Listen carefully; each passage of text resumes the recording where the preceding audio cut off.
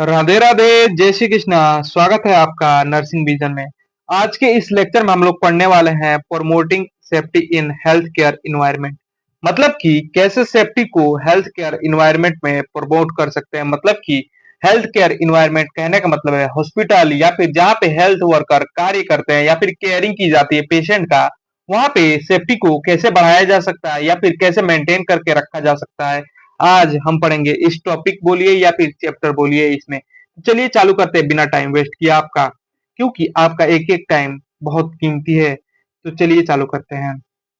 तो सबसे पहले इंट्रोडक्शन, मतलब कि परिचय, जो कि सबसे ज्यादा इंपॉर्टेंट होता है। किसी भी टॉपिक को चालू करने से पहले उससे परिचय होना तो जरूरी है। जैसे कि मेरा नाम आयुष सिंह है, आपका नाम क्या है तो वो बताएगा। अब देखो, इसका नाम है safety in health care environment. इस टॉपिक का नाम है मतलब कि safety in health care environment.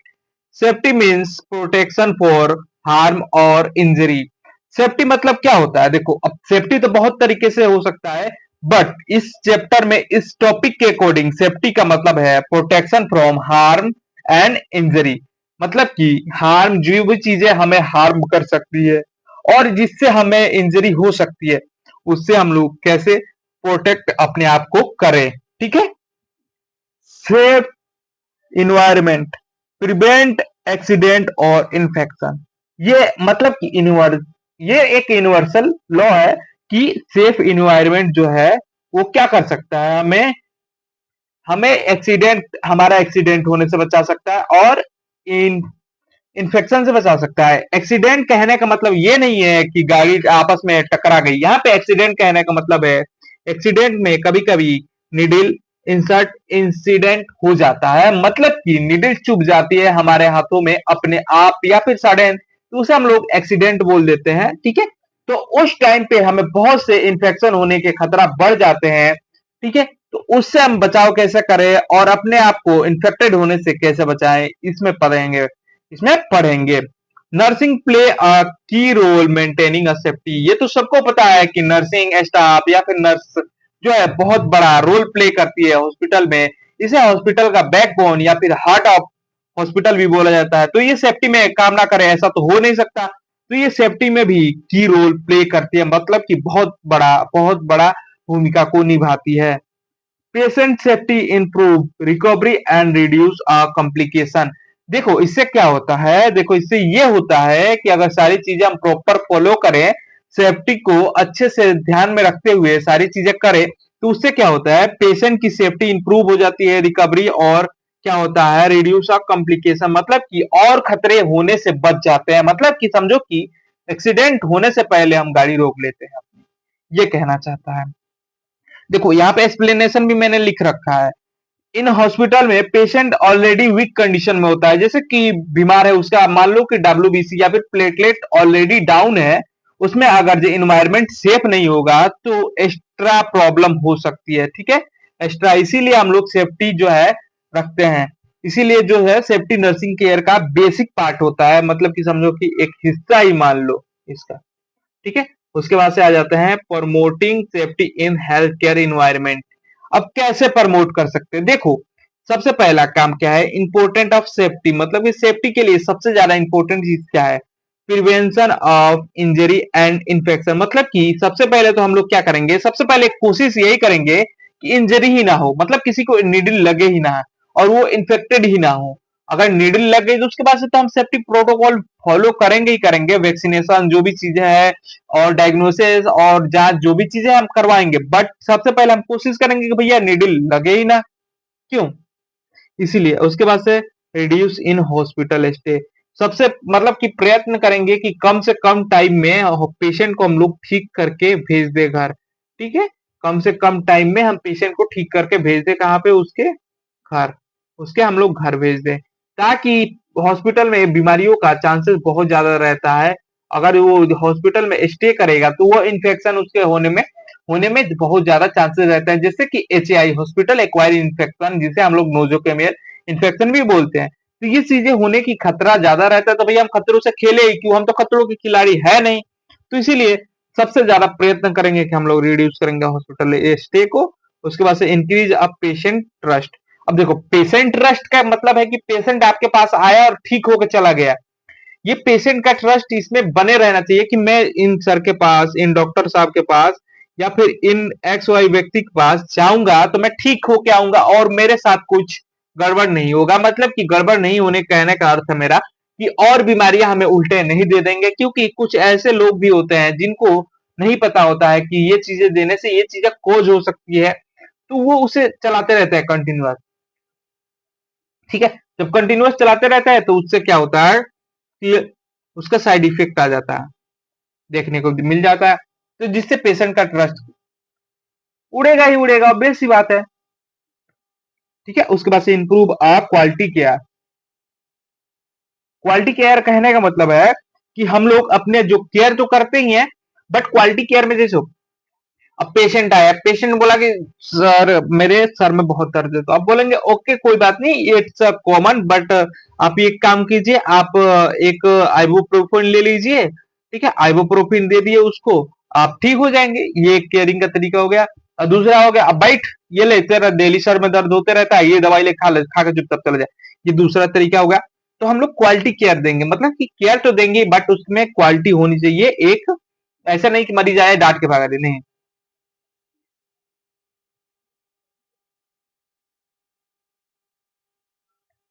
अब आ गया फिजिकल इन्वायरमेंट। फिजिकल इन्वायरमेंट में अब इसको अलग अलग कर लेते हैं। फिजिकल, फिजिकल से पहले ही समझ में आ रहा है, क्या समझ में आ रहा है, फिजिकल से पहले ही समझ में आ रहा है कि इसमें क्या है, फिजिकल इन्वायरमेंट में क्या है। हाँ चल तो रहा है, लेकिन यहाँ क्यों नहीं चल रहा भैया। हाँ, फिजिकल इन्वायरमेंट में क्या है, फिजिकल इन्वायरमेंट में पहले ही फिजिकल आ रहा है, समझ में आ रहा है भैया कि फिजिकल कहने का मतलब है इनका कि जो फिजिकली हो, उस इन्वायरमेंट की बात हो रही है। अब देखो फिजिकल इन्वायरमेंट में क्या बात है, फिजिकल इन्वायरमेंट इंक्लूडिंग क्या क्या इंक्लूड है उसमें, ह्यूमिडिटी, नॉइस, और उसके बाद से ventilation, light, odour and pest control. देखो टेम्परेचर, टेम्परेचर हमारे हाथ में है कंट्रोल कि हम कितना रखें, 37 डिग्री सेल्सियस रखें या फिर 24 डिग्री सेल्सियस रखें, क्या रखें ये हमारे हाथ में है एसी के हिसाब से। ठीक है, उसके बाद से ह्यूमिडिटी, ह्यूमिडिटी भी कंट्रोल कर सकते हैं एसी के हिसाब से। ठीक है, नॉइस, भैया कम शोर मचाइए, पेशेंट है और हम भी कम शोर मचाएंगे, ज्यादा बातचीत नहीं करेंगे। ये नहीं कि बगल में पेशेंट लेटा है हम यहाँ पे कॉल पे बात करने लगे, ले भैया पेशेंट वो तो खुद अपने दुख से परेशान है, आप उसके कान के पास जाके बस चालू हो गए बन बन बन बन, तो और दिक्कत हो जाएगी ना। तो इसीलिए नॉइस कंट्रोल में रखना है। वेंटिलेशन, वेंटिलेशन मतलब कि हमारे ऊपर होता है कि हम ज्यादा से ज्यादा जल्दी जल्दी पेशेंट को रिकवरी करने के लिए इंकरेज करें और उसे जल्दी से जल्दी रिकवरी होने में हेल्प करते हैं, तो वेंटिलेशन भी हमारे हाथ में है। और लाइट, वेंटिलेशन मतलब कि समझो कि हवा आ रहा है जा रहा है, ये सारी चीजें होनी चाहिए। ठीक है, और उसके बाद से लाइट, लाइट तो हमारे ऊपर है ना भैया कि वार्म लाइट रखनी है कि येलो लाइट रखनी है, क्या रखनी है, किससे हमें कामनेस और कूलनेस मिलेगी, वैसे लाइटिंग रखनी है। ओडोर मतलब बदबू ना आए ज्यादा। ठीक है, क्योंकि हॉस्पिटल एक ऐसी जगह है ना जहाँ पे मतलब पेशेंट कुछ भी कर सकता है, वो मीटिंग और उसका मतलब कि कुछ भी हो सकता है, डायरिया भी हो सकता है, सबकी दुर्गंध तो होगी, बट इन सबको हम लोग को निग्लेक्ट करना है कैसे, उसको साफ सफाई मेंटेन करवा के। ठीक है, इससे उसके बाद से पेस्ट कंट्रोल मतलब कि वही इन्फेक्शन वगैरह। ठीक है, ये सब फैक्टर पेशेंट को कंफर्टेबल और रिकवरी को डायरेक्ट इफेक्ट करते हैं। ठीक है, ये सारी चीजें अगर अच्छी हो तो पेशेंट जल्दी रिकवर और उसकी मतलब कि कामनेस और कोल्डनेस सब बढ़ेगा, जिससे कि डायरेक्ट उसका इफेक्ट पड़ेगा मेंटली। ठीक है, जिससे कि वो जल्दी ठीक हो सकता है। अब देखो अफेक्टिंग फिजिकल इन्वायरमेंट मतलब कि ऐसी चीजें जो कि फिजिकल इन्वायरमेंट को अफेक्ट कर सकती है। पहला टेम्परेचर, टेम्परेचर सबको पता है भैया कि टेम्परेचर कम ज्यादा हुआ तो पेशेंट को दिक्कत है। आइडियल टेम्परेचर हम लोग क्या रखेंगे, 20 से लेकर 24 डिग्री सेल्सियस तक रखेंगे ताकि पेशेंट उसमें कंफर्टेबल रहे। और टू हाई, दो ज्यादा कर देंगे अगर टेम्परेचर, तो स्वेटिंग एंड डिस्कम्फर्ट मतलब कि गर्मी होने लगेगी और वो पसीना उसके चारों ओर से आएगा, तो भैया सब तो डिस्कम्फर्ट हो ही जाते हैं। टू लॉग बहुत कम कर दिया, सिवरिंग एंड हाइपोथर्मिया। सिवरिंग मतलब कि कांपने लगेगा, हाइपोथर्मिया मतलब कि क्या होगा, देखो हाइपोथर्मिया एक होता है और एक हाइपोथर्मिया होता है। देखो हाइपोथर्मिया, हाइपोथर्मिया का मतलब होता है जो टेम्परेचर है, टेम्परेचर जो है उसको कितना है, कम है, टेम्परेचर कम कर दिए तो बॉडी टेम्परेचर भी कम हो जाएगा। और देखो उसके बाद से आता है एक हाइपरथर्मिया। ठीक है, एक आता है आपका हाइपरथर्मिया। हाइपरथर्मिया इसमें क्या होता है, टेम्परेचर बॉडी का बढ़ जाता है जिसको हम लोग हाइपरथर्मिया कहते हैं। तो ये चीजें क्लियर है ना आपको। हाइपो और हाइपर, ठीक है। तो इसमें अगर ज्यादा कम कर दिए तो क्या होगा, शिवरिंग कांपने लगेगा और हाइपोथर्मिया हो जाएगा, मतलब कि पेशेंट का टेम्परेचर डाउन जाने लगेगा, ठीक है। अब नर्स की रिस्पॉन्सिबिलिटी क्या है, मतलब कि उनकी जिम्मेदारी क्या है।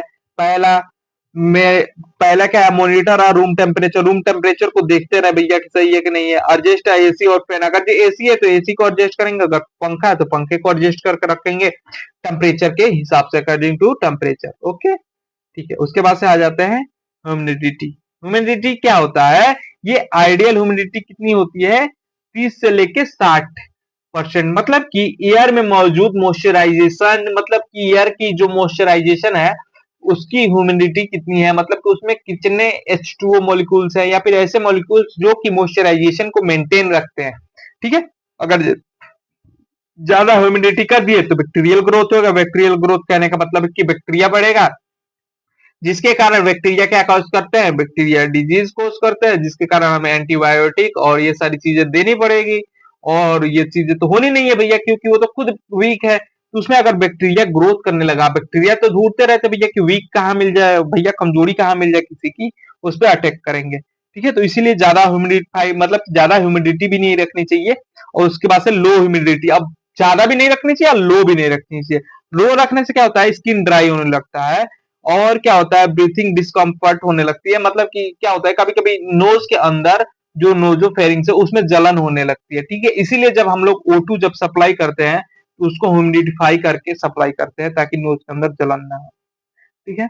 उसके बाद से आ गया नोज। लो भैया नोज आ गया, सॉरी नॉइस है, noise, I am sorry, sorry Babu, sorry.